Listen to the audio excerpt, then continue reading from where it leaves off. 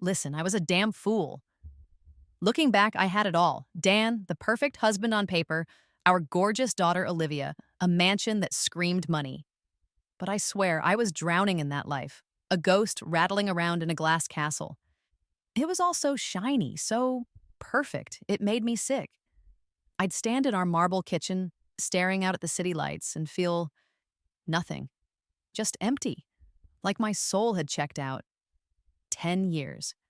That's how long I'd been married to Dan Fuller, the big shot behind Fuller Architecture. The man built skyscrapers, for God's sake, and he built me a life most women would kill for. A sleek black Mercedes in the driveway, designer bags piling up in my closet, a penthouse with floor-to-ceiling windows that made Seattle look like a postcard.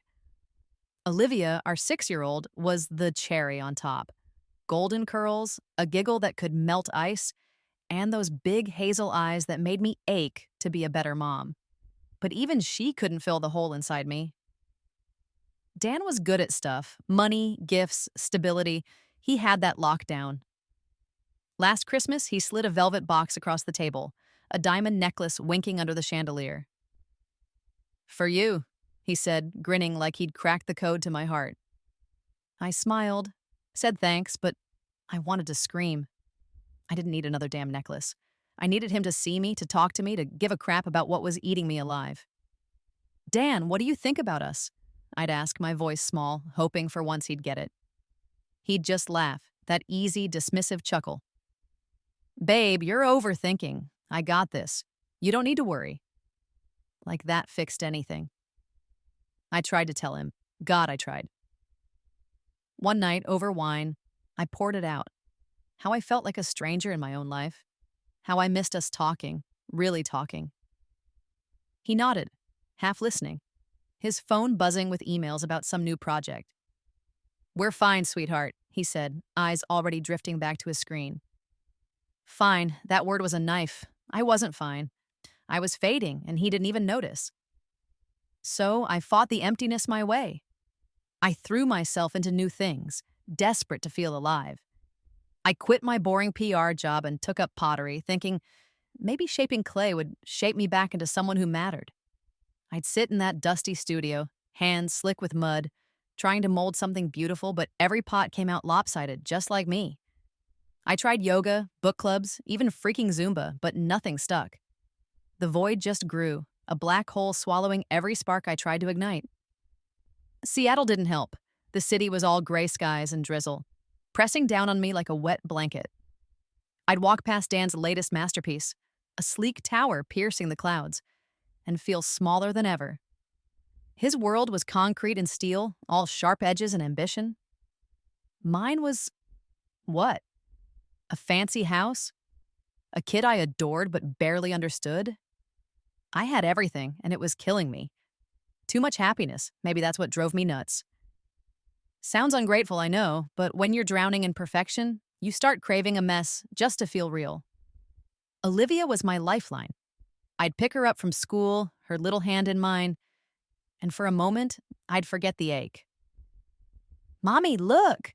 she'd chirp, waving a finger-painted masterpiece, all smudged rainbows and lopsided hearts. I'd hug her tight, breathing in her strawberry shampoo and think, asterisk, this is enough. She's enough. But then I'd come home to Dan, to his distracted kisses and his everything's fine, and the loneliness would creep back, colder than the glass walls around me. I started snapping at him, picking fights over nothing. "You forgot to take out the trash," I'd say, when really I meant asterisk, you forgot me. He'd apologize, promise to do better, but nothing changed. He was too busy building his empire, too busy to notice his wife was crumbling. I'd lie awake at night, staring at the chandelier's glint, wondering if this was it, if this hollow, glittering life was all I'd ever have.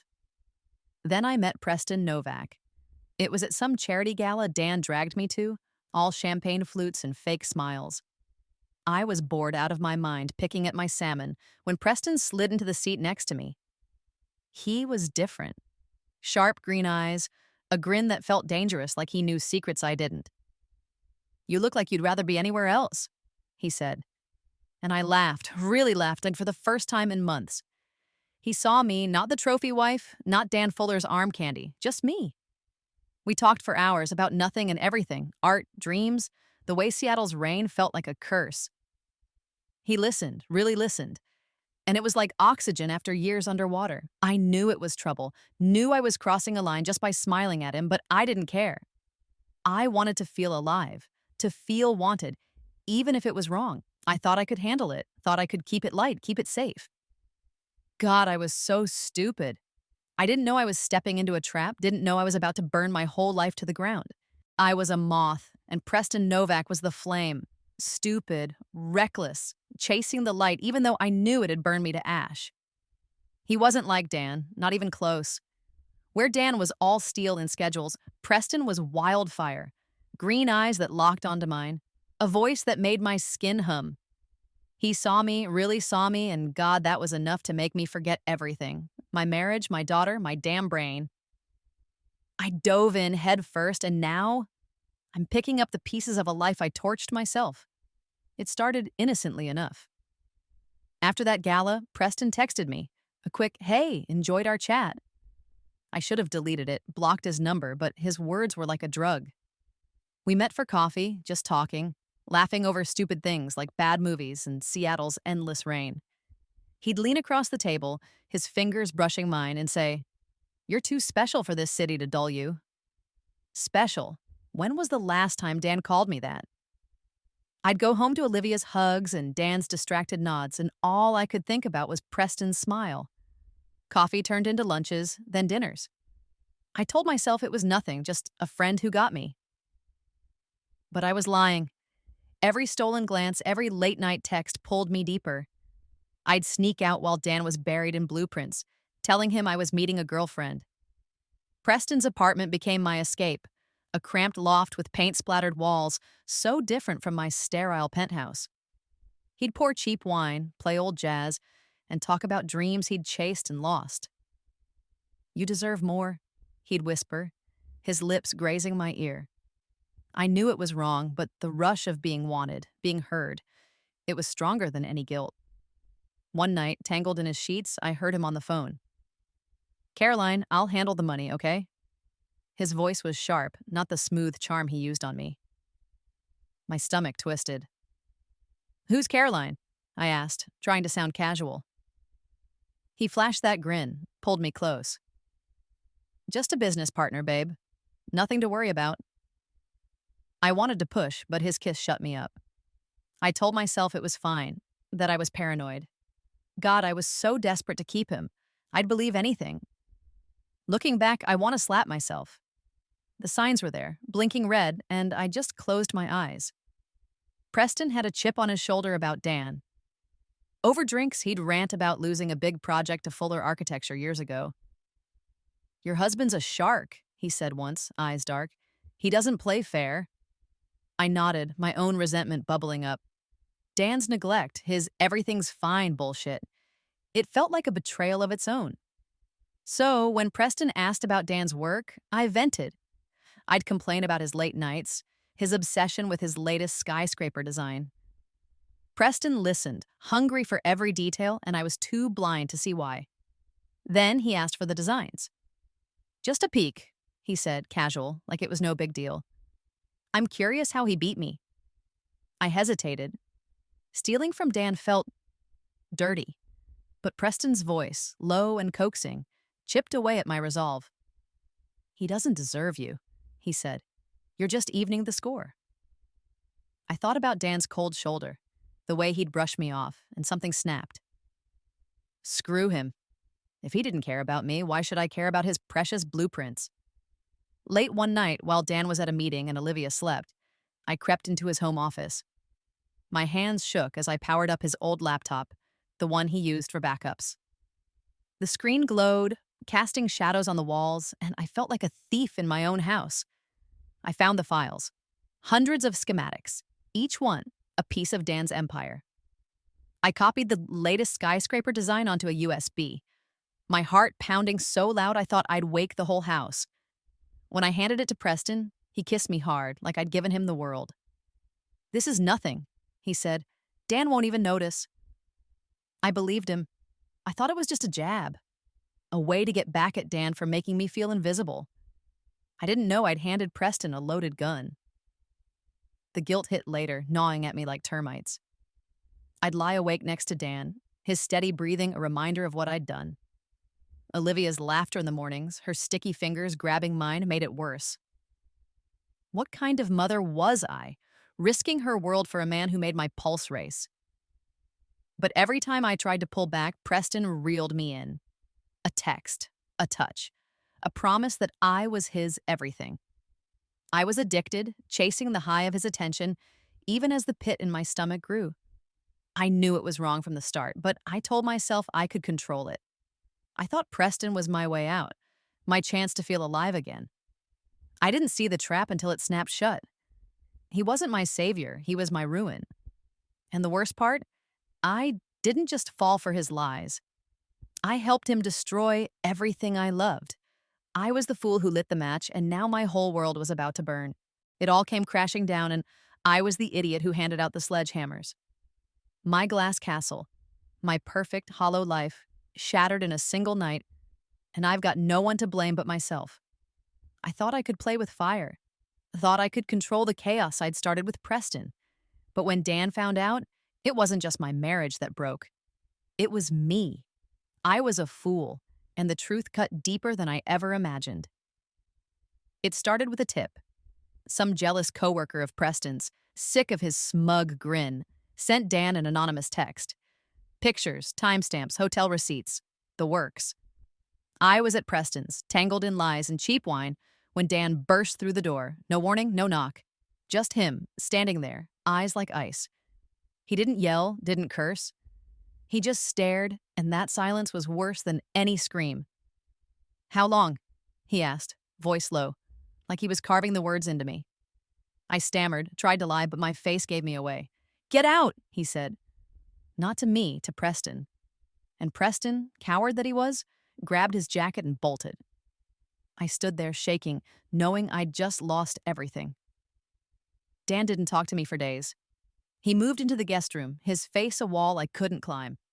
I was terrified. Terrified of losing Olivia, of losing the life I'd taken for granted. So I fought dirty. I hired Lawrence Stanton, the slickest lawyer in Seattle, and spun a story to save myself. Dan was neglectful, I said. He'd abandoned us emotionally, left me to raise Olivia alone while he chased his skyscrapers. I demanded full custody, half his fortune, anything to keep my daughter and my dignity. Deep down, I knew I was the villain, but panic makes you do ugly things. I wasn't thinking about right or wrong, I was thinking about survival. Preston, meanwhile, was moving fast.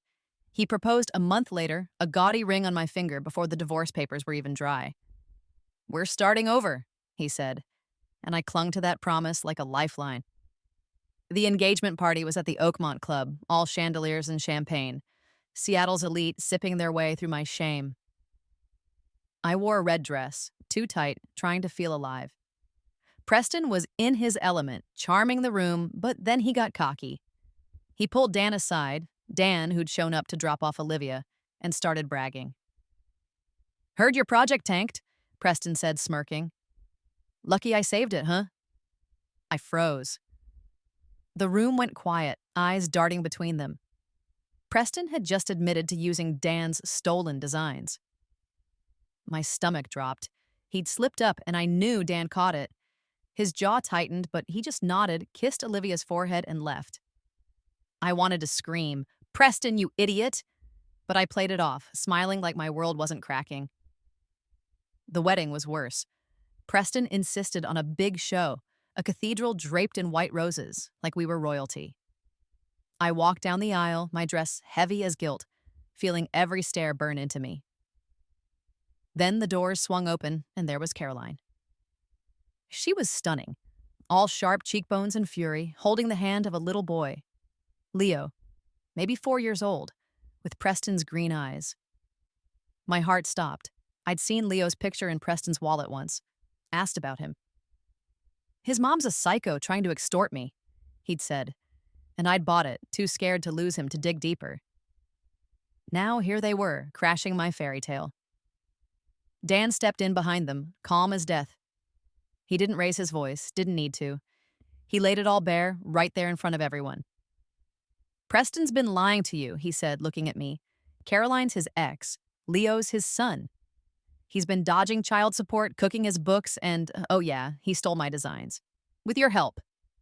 He held up a USB drive, the one I'd copied, and my knees buckled. Dan had hired a PI, dug up every dirty secret. Preston's financial scams, his lies about Caroline, the way he'd played me to get to Dan. And me? I was the fool who'd handed him the keys to our destruction. The room spun. Guests gasped, whispered, but I barely heard them. Caroline's glare, Leo's confused little face, Dan's steady voice, they burned into me. Preston tried to laugh it off, but his charm was gone, his lies exposed. I wanted to run, to disappear, but my feet were glued to the floor. My dream with Preston, that glittering escape I'd built in my head, crumbled to dust. I'd betrayed Dan, betrayed Olivia, for a man who'd used me like a pawn. I knew about Leo, that's the worst part. I'd seen the signs, his picture, Preston's vague excuses, and I'd ignored them. I was so desperate to keep my fantasy, to feel loved, that I lied to myself. I told myself it was nothing, that Preston was mine. Now, standing in that cathedral, I saw the truth. I wasn't just a victim, I was an accomplice. I'd helped Preston destroy my family, and the weight of that hit me like a tidal wave. My glass castle was gone, and I was the one who'd thrown the first stone. The storm hit, and I was left standing in the wreckage, soaked and shivering, with nowhere to hide. My name was everywhere, splashed across tabloids, whispered in coffee shops, trending on X as the Black Widow. That's what they called me, like I was some scheming femme fatale who'd seduced Preston and stabbed Dan in the back for fun. The truth was uglier. I wasn't a mastermind. I was just a lonely, stupid woman who'd burned her own life to the ground. The world didn't care about my side, they just wanted a villain, and I fit the bill. Seattle turned on me overnight. Neighbors who'd once waved now crossed the street. Olivia's school sent polite emails about taking a break until the drama died down. My phone buzzed with hate. Anonymous texts calling me a homewrecker, a traitor, worse. I'd scroll through X, masochistic, reading every vicious post. She had it all and threw it away for a con man, one said. I wanted to scream, asterisk, you don't get it. But they were right. I'd had everything. Dan, Olivia, a life most people dream of, and I'd trashed it for Preston's lies. Preston was gone, arrested for fraud and theft, his charm no match for handcuffs. I wasn't charged. Dan's lawyer made sure of that, probably to spare Olivia. But I was a pariah. My penthouse felt like a cage, its glass walls mocking me with views of a city that hated me. I'd sit on the floor, Olivia's toys scattered around, and cry until my eyes burned. I missed her laugh, her sticky hugs, but Dan had taken her to his parents' place. She needs stability, he'd said, and I couldn't argue. I was chaos incarnate. Facing Dan was the hardest thing I've ever done. I begged for a meeting, and he agreed, but it wasn't the Dan I knew. We met at a diner, the kind of place we'd never have gone before. Greasy counters, flickering neon. He sat across from me, face carved from stone, and I felt small, like a kid caught stealing. I knew about Leo, I blurted, my voice shaking. I saw his picture, asked Preston, but he swore it was nothing, and I believed him because I was scared to lose him. Dan's eyes narrowed, but he didn't speak. I'm sorry, I said, and it felt like spitting out glass. I was wrong about everything. He leaned forward, voice low. You didn't just cheat. You helped him steal from me, from us. You put Olivia's future at risk. Each word was a blade, and I deserved every cut. I told him I'd drop the divorce demands. No custody fight. No money grab. Olivia belonged with him. He was her rock, her safety, and I was the earthquake that had nearly destroyed her. Dan nodded, just once, and left. I sat there, coffee cold, knowing I'd never undo the damage. I wasn't completely blind, though. After seeing Leo's picture, I'd started doubting Preston. His vague answers, his late-night calls about business, they gnawed at me. So I got smart, or at least smarter than I'd been. I recorded our talks, saved texts where he bragged about the designs, even jotted down his instructions. Check Dan's files, babe. Look for the Legacy Heights plans. I kept it all in a locked box under my bed, tucked inside underscore dot underscore dot underscore dot, hidden behind old pottery supplies. I nearly got caught once. Preston came home early, saw me rifling through papers. "What's this?" he asked, eyes sharp. I lied, said I was organizing and he bought it, but my heart was in my throat. I wasn't just protecting myself, I was learning from him.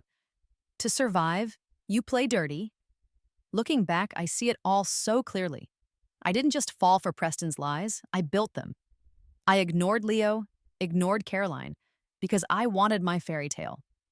I helped Preston hurt Dan, thinking it'd make me feel alive, but it only made me a monster. Dan was good, steady, the kind of man who'd given me everything and I'd thrown it away. I wasn't the victim I'd told myself I was. I was the villain, and that truth was heavier than any scandal. I started picking up the pieces, but it wasn't pretty. I sold the penthouse, too many ghosts, and moved to a small apartment, the kind with creaky floors and thin walls. I got a job at a community center teaching art to kids. It paid pennies, but their messy paintings, their shy smiles, gave me something to hold on to. I wasn't redeeming myself, not yet. I was just surviving one day at a time, trying to be someone Olivia might one day forgive. I owed Dan more than an apology. I owed him a debt I'd never repay. He'd protected Olivia, shielded her from my mess, and I'd never stop hating myself for what I'd done. But hate doesn't fix anything. I had to move forward, not for me, but for her. I'd broken her world once. I wouldn't do it again. I'm not the woman I was a year ago, and thank God for that. The old me chased glitter, big houses, fancy bags, a man who made my heart race. Now I'm just me, living small in Portland, scraping by, but for the first time, it feels real. No glass castles, no lies. Just creaky floors, a job that barely pays, and a chance to be someone Olivia might one day respect. I broke everything once. Now I'm building it back, brick by brick, and it's messy, but it's mine. Portland's different from Seattle. It's softer, greener, with rain that feels like a fresh start instead of a curse. I rented a one-bedroom apartment, nothing fancy, peeling paint, a sink that drips, but it's home. I work in urban planning now, a far cry from my old PR gigs or Dan's skyscrapers. I design community gardens, bike paths, places where people can breathe. The pay's laughable, but when I see kids playing in a park I helped plan, it's enough. I don't need diamonds anymore. I need purpose. Dan and I aren't friends, and we never will be. I hurt him too deep, and some scars don't fade. But for Olivia, we make it work. He's got primary custody. She lives with him in Seattle, in a house with a big backyard and a dog she named Sprinkles. I get weekends, driving up every Saturday to take her to the zoo or bake lopsided cookies. She's 7 now, all giggles and questions, and every time she hugs me, it's like a stitch in my heart. "Love you, Mommy," she says, and I hold her tight, praying she'll never know how close I came to losing her. Dan's civil, always about logistics, pickup times, school events. But his eyes say it all. He'll never forgive me. I don't expect him to. I don't deserve it. He's thriving in his way. Fuller Architecture bounced back, and his latest project, Legacy Heights, is all over the news. A sleek tower that's more than steel and glass. It's his legacy, something I almost stole. I saw him at the groundbreaking, shaking hands, Olivia on his shoulders, and it hit me hard. That's the man I betrayed, the one who kept going despite me. I wanted to say I'm sorry, to spill all the regret I carry, but words are cheap. I just watched from across the street, then drove back to Portland, my chest heavy. There was one last ripple from my past, a reminder of how deep I'd fallen. A letter came, slipped under my door in Portland. No return address, just a typed note from someone claiming to be Preston's friend. "He knows where you are," it said. "You owe him. Don't forget." My hands shook as I read it. Preston from prison, still trying to claw at me. I almost called the cops, but Dan beat me to it. He'd gotten a similar note, tracked it to some lowlife Preston had conned into helping him. Dan shut it down, Quietly, no fuss, no word to me. I only found out through a mutual friend. He didn't have to protect me, not after everything, but he did for Olivia. I owe him a thank you I'll never say because I'm too ashamed to face him. That letter shook me, but it also woke me up. I'd spent so long chasing happiness in the wrong places. Big houses, shiny things, a man who lied as easily as he breathed. I thought that's what I needed to feel alive. But happiness isn't a penthouse or a designer bag, it's the truth, raw and unpolished.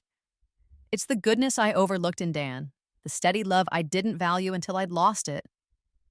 I see it now in Olivia's smile, in the quiet pride of a day's work, in the way I'm learning to live with myself. I'm not redeemed, not some saint with a halo. I'm a woman who broke her family and has to live with that every day. But I'm trying. I show up for Olivia, for my job, for the person I want to be. I paint again, not pottery but canvases, messy abstracts that don't need to be perfect. They're like me, flawed but honest. I don't dream of fairy tales anymore. No prince, no castle. Just me, Olivia, and a life I'm piecing together, one truthful step at a time. Sometimes I walk by the river in Portland, the water glinting under the sun, and I think about what I've learned. It's not profound, not some grand revelation, it's simple. Be real, be kind, and don't run from your mistakes. I ran once, and it cost me everything. Now I'm standing still, facing the mess I made, and it's enough. For Olivia, for me, it's enough.